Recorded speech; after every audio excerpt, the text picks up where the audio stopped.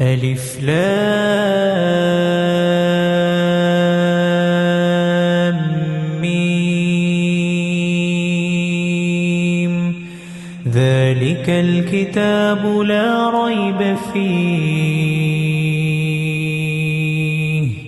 هدى للمتقين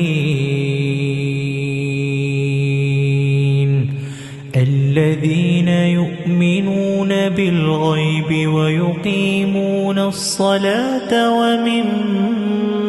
رزقناهم ينفقون